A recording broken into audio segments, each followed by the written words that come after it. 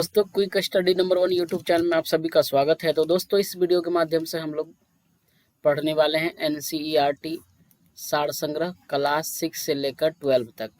सभी क्वेश्चन दोस्तों one liner है और विशेष आकर्षक इसमें यह अध्यायवार रिवीजन नोट्स दिया हुआ है।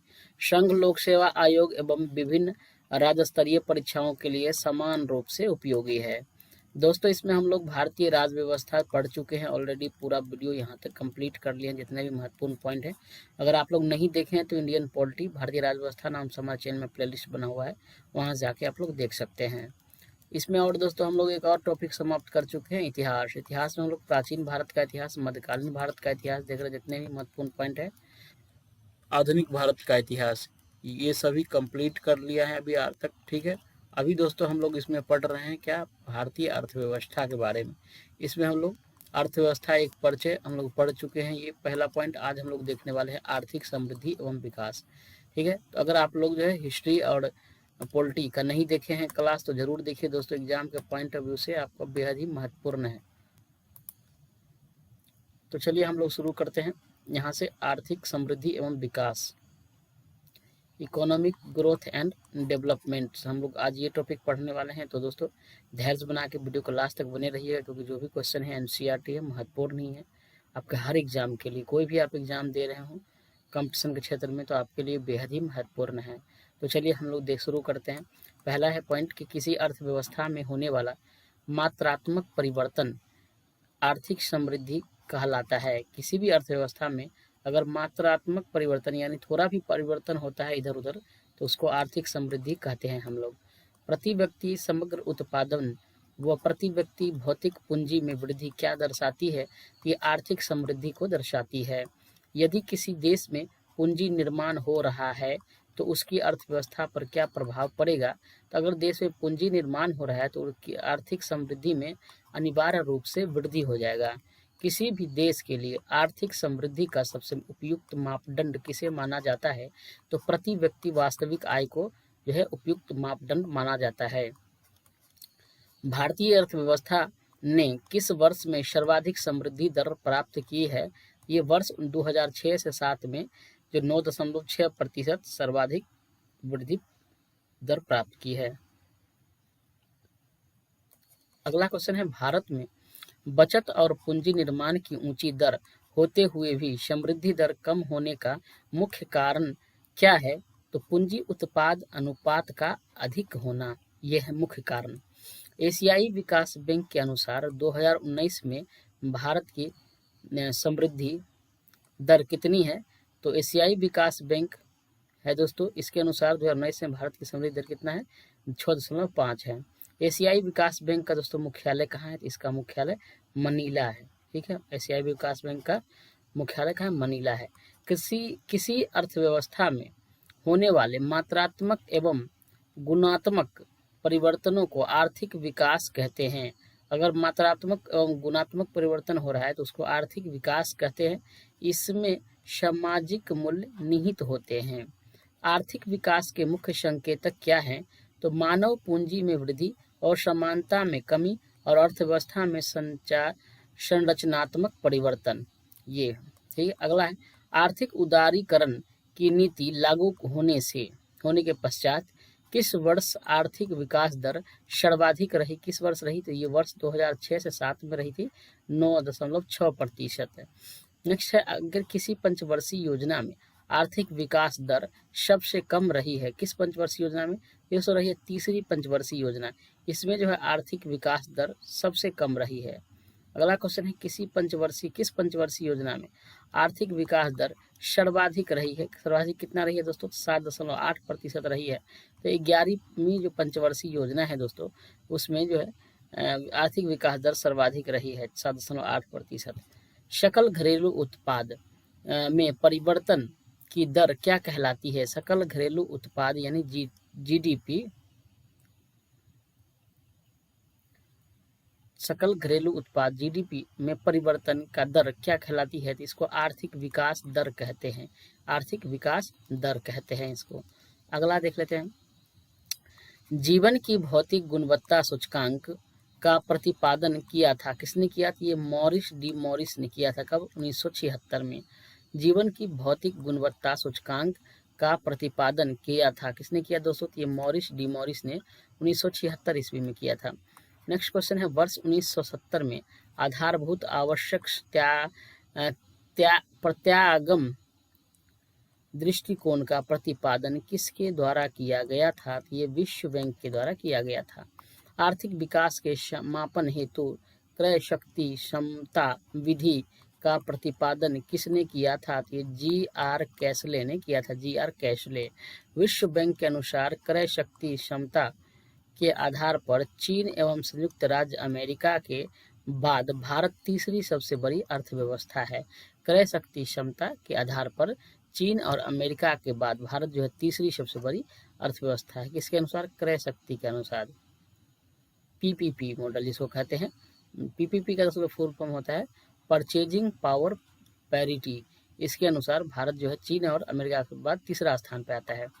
वर्ष 2020 में जारी अंतर्राष्ट्रीय तुलनात्मक कार्यक्रम के अनुसार पीपीपी के आधार पर विश्व जीडीपी में भारत की भागीदारी कितना प्रतिशत रही है?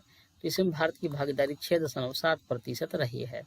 भारतीय मानव विकास प्रतिवेदन प्रत्येक प्रतिदर्शगांव से संबंधित क्या जानकारी प्रदान करता है? ये आधारिक संरचना, सुख साधन, शिक्षा तथा स्वास्थ्य संबंधित सूचकांक है प्रदान करता है। अगला है किस अंतर्राष्ट्रीय संस्था के द्वारा वर्ष 1990 से मानव विकास सूचकांक को प्रस्तुत किया जाता है? मानव विकास सूचकांक HDI, ह्यूमन डेवलपमेंट इंडेक्स जो होता है HDI, इसको प्रस्तुत किया गया। जैसे संयुक्त राष्ट्र विकास कार्यक्रम जो है UNDP, इसके द्वारा जो है HDI, ह्यूमन डेवलपमेंट इंडेक्स जो है को प्रस्तुत किया गया था। अगला है कि संयुक्त राष्ट्र मानव विकास सूचकांक किसके द्वारा विकसित किया गया था? तो ये महबूब उल हक के द्वारा।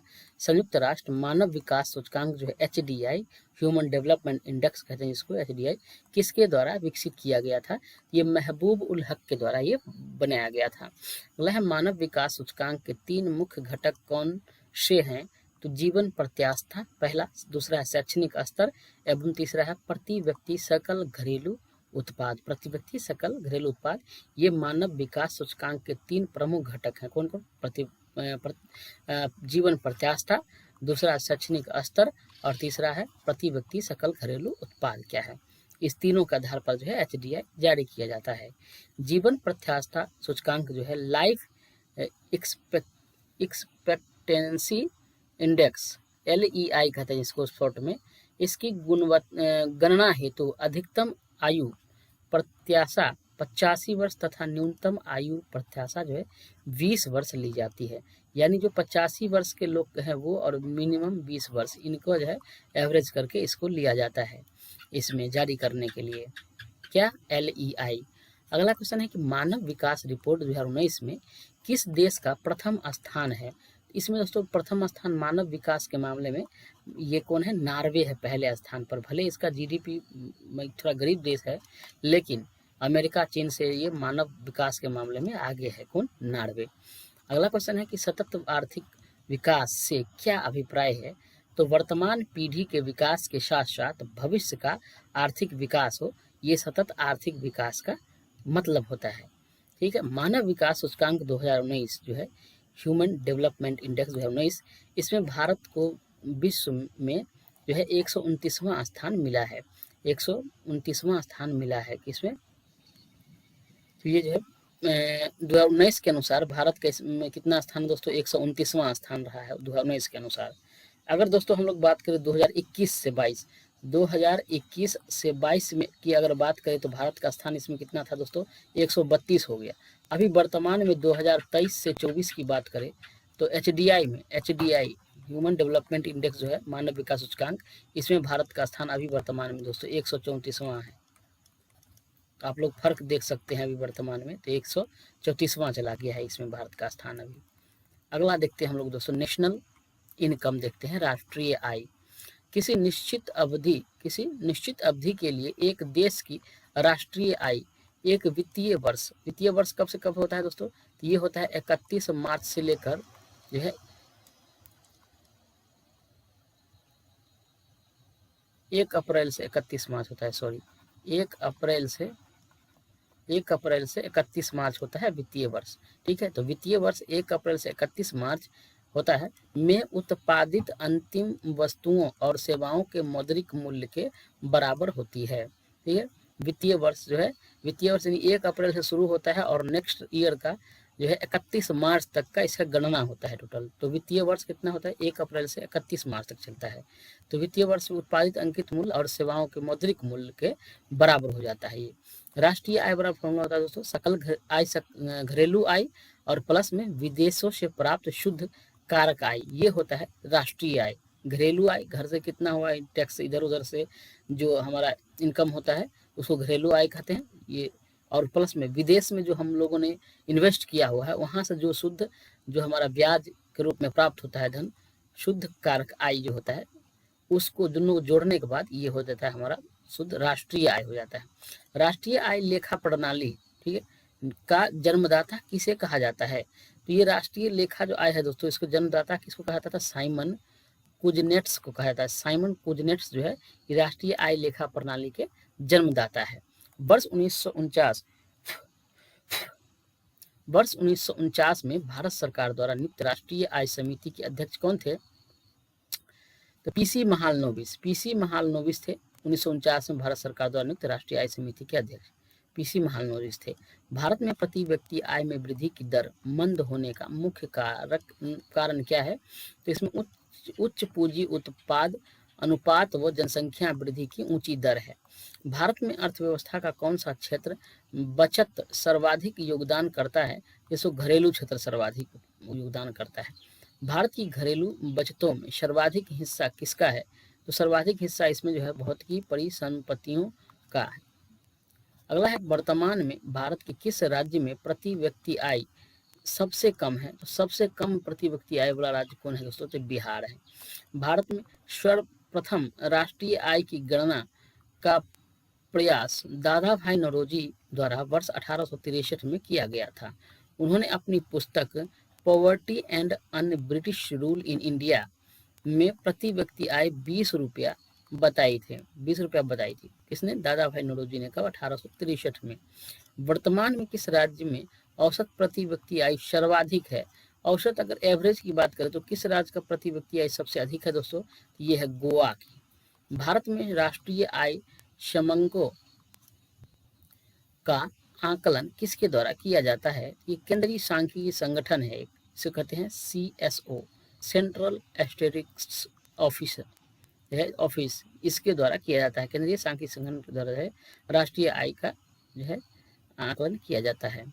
केंद्रीय सांख्यिकी कार्यालय जो होता है CSO तथा राष्ट्रीय प्रतिदर्श सर्वेक्षण कार्यालय जिसे NSO कहते हैं, इसका विलय कर किस नई संस्था को स्थापित करने का निर्णय लिया गया? तो इसके जगह पर दोस्तों राष्ट्रीय सांख्यिकी कार्यालय यानी नेशनल स्टैटिस्टिकल ऑफिस जो है इसको बनाने का निर्णय लिया गया। ठीक है, आगे देखते हैं।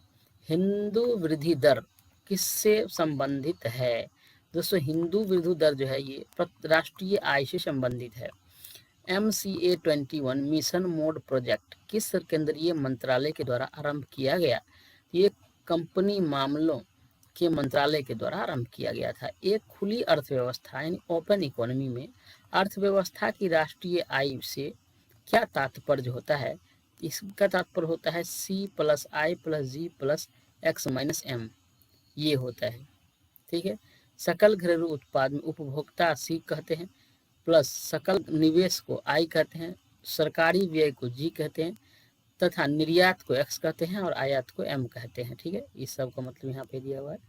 तो ये हो गया फॉर्मूला के अनुसार, जहाँ पर C क्या है? कंजम्पशन, I क्या है?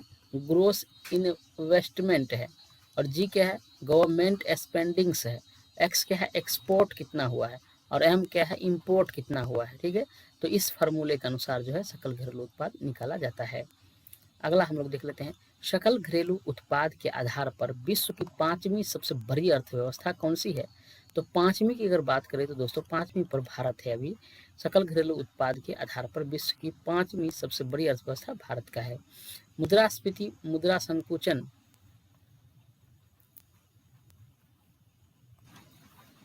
भारत है। मुद्रास्फीति, मुद्रा संकुचन एवं अप्रत्यक्ष कर।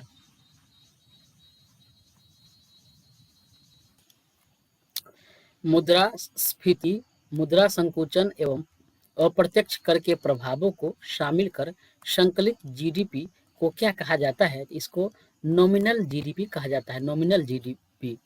भारत में सकल घरेलू उत्पाद का सबसे बड़ा भाग किस आर्थिक क्षेत्र से प्राप्त होता है? तो सबसे बड़ा भाग जो है सेवा क्षेत्र यानी सर्विस सेक्टर से प्राप्त होता है। वर्तमान में भारतीय अर्थव्यवस्था के लिए घरेलू बचत की औसत दर कितनी आंकलित की गई है? तो लगभग इसमें 30 से 40% जो है आंकलित किया गया है। सकल राष्ट्रीय उत्पाद क्या है? तो सकल राष्ट्रीय उत्पाद जो है यह राष्ट्रीय उत्पाद का मूल्य मापन कहला है। मूल्य मापन राष्ट्रीय उत्पाद का मूल्य मापन सकल राष्ट्रीय उत्पाद है। राष्ट्रीय प्रतिदर्श सर्वेक्षण संगठन की स्थापना किस वर्ष हुई थी? तो इसकी स्थापना वर्ष 1950 में हुई थी। सांख्यिकी जो है राष्ट्रीय सांख्यिकी आयोग की स्थापना किस समिति की अनुशंसा पर स्वीकार की गई थी? ये सी रंगराजन समिति अनुशंसा किया था। इसके अनुशंसा पर जो राष्ट्रीय सांख्यिकी आयोग बनाया गया था। जीडीपी आंकड़ों में आधार वर्ष 2004-5 को बदलकर कौन सा नया आधार वर्ष कर दिया गया है? तो अब जो है इसका 2011-12 कर दिया गया है। आंकड़ों का आधार वर्ष जो है जीडीपी में अब 2011-12 कर दिया गया है। केंद्रीय सांख्यिकी कार्यालय के द्वारा राष्ट्रीय आय की गणना के लिए आधार वर्ष 2011-12 से बदलकर वर्ष 2017-18 करने का प्रस्ताव है। यानी प्रस्ताव दिया गया है कि 11-12 को हटाकर अब 17-18 कर दिया जाए। पीसी महालनोबिस के जन्म दिन पर प्रतिवर्ष 29 जून को राष्ट्रीय सांख्यिकी दिवस मनाया जाता है। तो 29 जून को मनाया जाता है दोस्तों, क्या सांख्यिकी दिवस मनाया जाता है। और किसके जन्म दिवस पर? तो पीसी महालनोबिस के जन्म दिवस पर जो है राष्ट्रीय सांख्यिकी दिवस हम लोग मनाते हैं 29 जून को। ठीक है। नेक्स्ट दोस्तों वीडियो में हम लोग पढ़ेंगे आर्थिक नियोजन के बारे में। आज के लिए इतना ही। आप लोग को दोस्तों वीडियो कैसा लगा आप लोग हमें कमेंट करके जरूर बताइए। साथ में किसी भी प्रकार की क्वेश्चन में त्रुटि हो तो आप लोग हमें कमेंट जरूर करिएगा। दोस्तों आप लोग अगर डेली करंट अफेयर का क्लास नहीं करते हैं, आपकी फुल पत्ती वाली क्लास जो है उसका नहीं करते हैं, तो जरूर आप लोग उसको करिए दोस्तों। डेली, वीकली और मंथली सभी करंट अफेयर आता है हमारे चैनल में, आप लोग उसको जरूर करिए। मैं आप लोगों को दोस्तों यहाँ फास्ट में करंट अफेयर रिवीजन करवाता हूँ। यहाँ आप लोग जो है 1.5 से 2 घंटे की क्लास को मैं मात्र आप लोग को 10 से 15 मिनट या 20 मिनट मैक्सिमम में कंप्लीट करता हूँ। साथ में दोस्तों इसमें लल्लन टॉप का जो भी प्रश्न होता है, स्टैटिक जीके जो होता है, माँ बापू सपना सीरीज का जो एक महत्वपूर्ण पॉइंट होता है, इन सभी को इंक्लूड करके फास्ट में आप लोग को जो है करंट अफेयर कम से कम टाइम में आप लोग को तैयारी करवाता हूँ। तो अगर आप लोग नहीं जुड़े हैं तो जरूर करंट अफेयर क्लास करिए दोस्तों, बेहद ही महत्वपूर्ण है आपके एग्जाम के पॉइंट ऑफ व्यू से। अगर आप लोग को पीडीएफ चाहिए तो दोस्तों तो हमारे इस वीडियो के डिस्क्रिप्शन में टेलीग्राम का लिंक दिया हुआ है, वहाँ से आप लोग टेलीग्राम ज्वाइन कर लीजिएगा। ठीक है, वहाँ से आप लोग को जो है सभी वीडियो का पीडीएफ प्राप्त हो जाएगा। तो दोस्तों आज के लिए इतना ही। धन्यवाद। जय हिंद।